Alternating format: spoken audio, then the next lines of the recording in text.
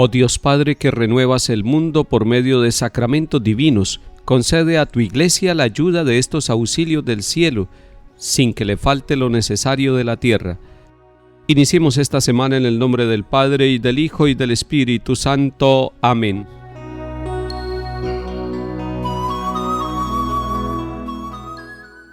Lectura del libro de Isaías, capítulo 65.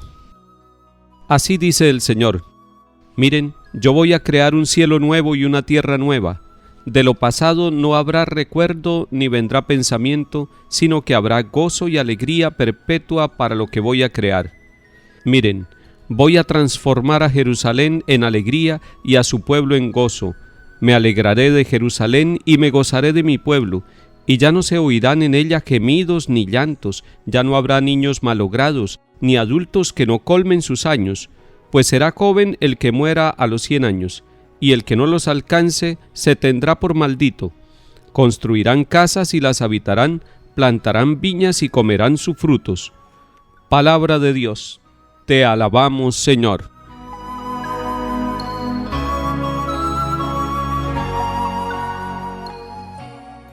El profeta Isaías está anunciando al pueblo de Israel que va a haber una nueva creación, un cielo nuevo y una tierra nueva.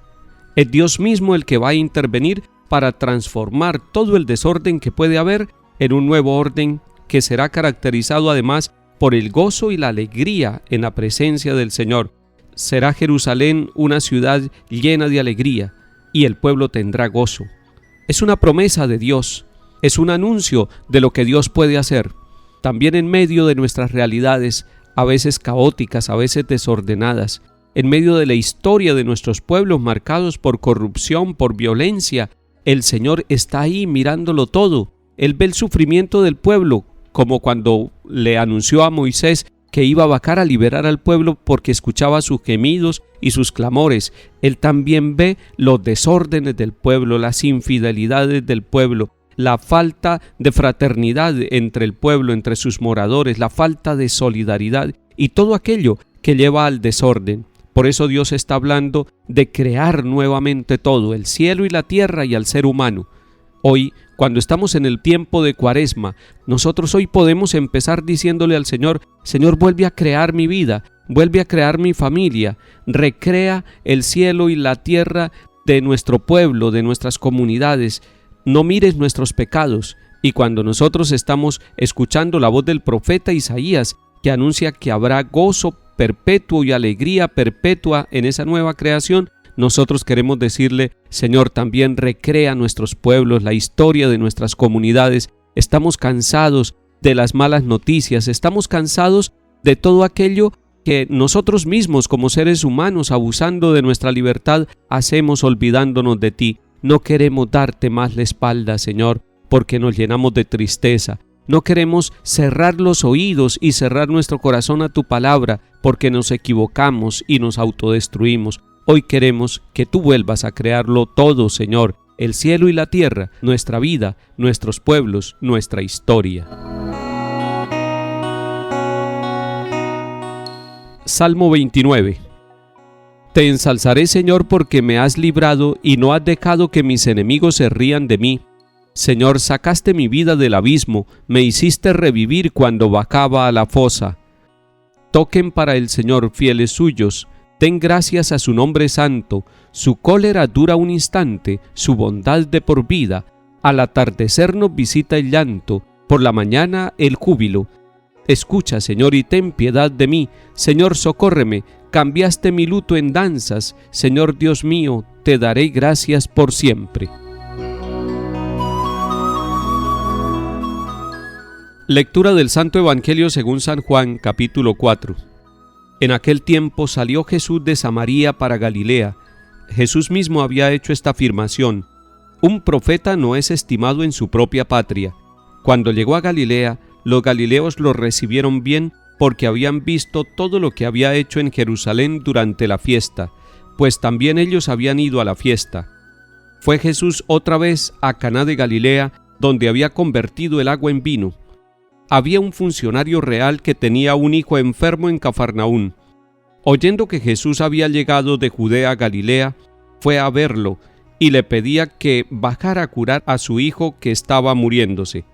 Jesús le dijo: como no vean signos y prodigios, no creen.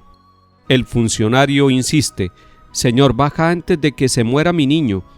Jesús le contesta: anda, tu hijo está curado. El hombre creyó en la palabra de Jesús y se puso en camino.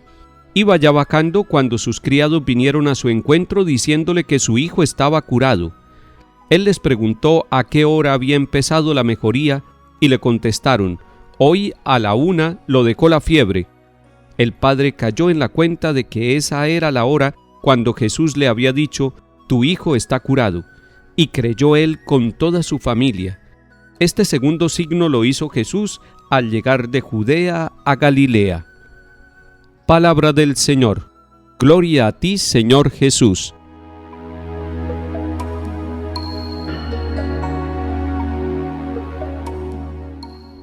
Recordemos que en el Evangelio según San Juan no se llaman milagros, sino signos, signos que Jesús realiza, signos que Él realiza para mostrar que el reino de Dios está en medio de nosotros.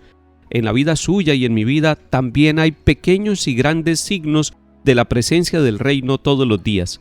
Hoy el Evangelio de Juan nos está presentando en este capítulo 4 el encuentro de un papá que está buscando a Jesús, que está buscándolo para pedirle un favor para su hijo, y va de un pueblo a otro, va desde Cafarnaún hasta Caná de Galilea, con tal de encontrarse con Jesús y para pedirle que baje él mismo a curar a su propio hijo. Interesante que los papás se ponen en camino para buscar a Jesús. Ese fue un primer camino. Va a buscar a Jesús, va y lo encuentra. La respuesta de Jesús es un tanto dura.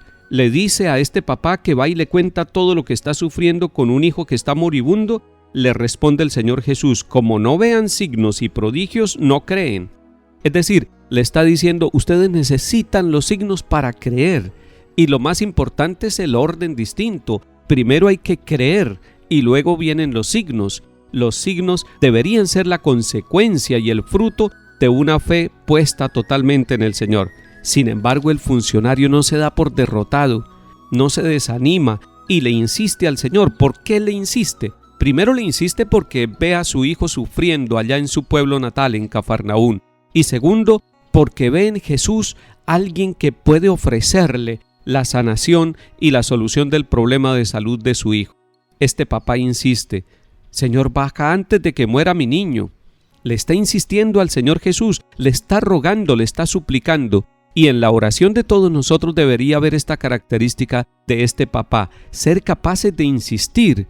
Puede ser que se cierren las puertas, puede ser que en un momento dado nosotros no veamos todavía el fruto de nuestra oración, y sin embargo debemos insistir, rogar, no retroceder, no rendirnos, avanzar en nuestro propósito espiritual e insistirle al Señor. Y este hombre recibió la respuesta de Jesús: anda, tu hijo está curado. Había podido decir el papá: no, yo lo que quiero es que usted vaya, no solamente lo diga de boca, sino que vaya. Sin embargo, la actitud del papá es bien interesante. Tal vez el encuentro con Jesús lo fue llevando a progresar lentamente en la fe. Primero le estaba insistiendo que fuera, ahora en este momento está aceptando la palabra de Jesús, le está creyendo a Jesús, y lo dice el texto del Evangelio: el hombre creyó en la palabra de Jesús y se puso en camino. Había podido creer y no ponerse en camino, pero este ponerse en camino no es solamente un retorno a la casa donde va a encontrar a su hijo curado, sino que es un ponerse en camino espiritual, es ponerse en el camino, y el camino y la verdad y la vida es el mismo Señor Jesús. Se puso en camino, es decir, se puso con Jesús, se puso con el Hijo de Dios. Ante los signos que realiza Jesús en la vida nuestra y de nuestra familia, nosotros deberíamos, lo uno, confiar en Él, y esa es la primera actitud de este papá: creer en la palabra de Jesús, creerle a Jesús, aún en medio de las adversidades. Y lo segundo es ponernos en camino. No basta con creer y quedarnos estáticos, es necesario creer y avanzar. Es bueno que nosotros, creyéndole a Jesús, nos pongamos en camino. Y se puso en camino hacia su casa, encontró a su hijo curado, creyó él, con toda su familia. Ese es el camino, que la persona que tiene la experiencia dentro del hogar, sea quien sea, el esposo, la esposa, uno de los hijos, sea capaz de transmitir esa buena noticia, y entonces el verdadero signo no es solo la curación de la enfermedad física del muchacho, sino que toda la familia empieza a creer en Jesús. Toda la familia recibe esa nueva condición porque todos se ponen en camino descubriendo que Jesús es el Hijo de Dios. Ojalá que la familia de los enfermos se ponga en camino, creyéndole al Señor Jesús y ayudando a que el enfermo encuentre el consuelo y la fortaleza en el Hijo de Dios. Que el Señor nos bendiga y acompañe en el nombre del Padre, y del Hijo, y del Espíritu Santo. Amén.